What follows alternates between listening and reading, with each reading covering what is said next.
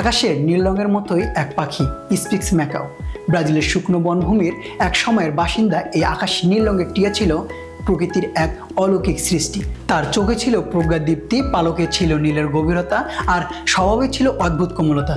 কিন্তু মানুষের লোভ আর বন ধ্বংসের আগুনে একসময় এই পাখি পৃথিবী থেকে প্রায় হারিয়ে গেল।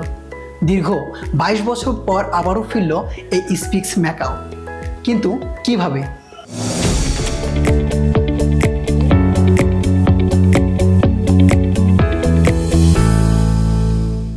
স্পিক্স ম্যাকাও ও সায়ানোপসিটা স্পিক্সি দক্ষিণ আমেরিকার ব্রাজিলের কাতিঙ্গা অঞ্চল একমাত্র স্থানিক প্রজাতি। এর দৈর্ঘ্য প্রায় 56 সেন্টিমিটার, ওজন মাত্র 300 গ্রাম। তবে এর সবচেয়ে বিস্ময়কর দিক ছিল রং। হালকা আকাশি নীল থেকে শুরু করে গভীর সমুদ্র নীল পলকের মিশ্রণ, যেন প্রকৃতি নিজের রঙে প্যাডেল থেকে নিখুঁতভাবে এঁকেছিল এক জীবন্ত চিত্রকর্ম।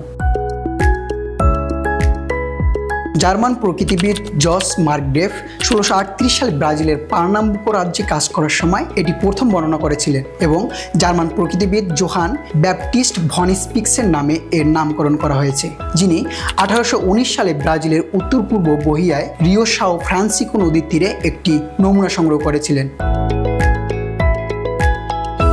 বিংশ শতাব্দীর শেষ দিকে বনভূমি কাটার ফলে এর আবাসস্থল ধ্বংস হয়ে যায়। পাশাপাশি অবৈধ ব্যবসায়ীরা এই টিয়াকে ধরতে শুরু করে, কারণ পোষা পাখি হিসাবে এর চাহিদা ছিল আকাশ ছোঁয়া।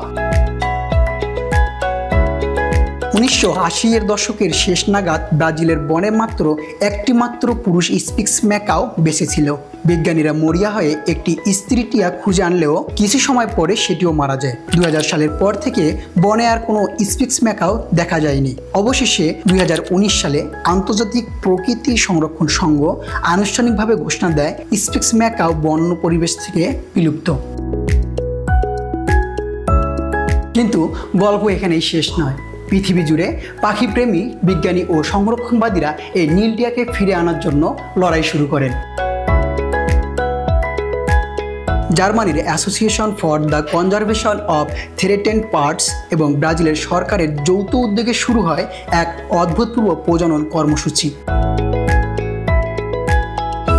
20 বছরেরও বেশি সময় ধরে সংরক্ষণ প্রচেষ্টার পর মাত্র 2টি পাখি থেকে 200টি ম্যাকাও প্রজনন করা হয়েছে এবং 2022 সালের জুন মাসে 52টি পৃথক পাখিকে ব্রাজিলে ফিরিয়ে এনে বনে ছেড়ে দেওয়া হয়। এটি ছিল এক ঐতিহাসিক মুহূর্ত, এক প্রজাতির পুনর্জন্ম। ব্রাজিলের কাতিঙ্গা অঞ্চলে তৈরি হয় এক সংরক্ষিত এলাকা, যেখানে তারা আবারও বন্য পরিবেশে ফিরে যেতে পারে। মুক্ত আকাশে ওদের উড়ে যাওয়া ছিল যেন প্রকৃতির এক নীরব বিজয়গাথা।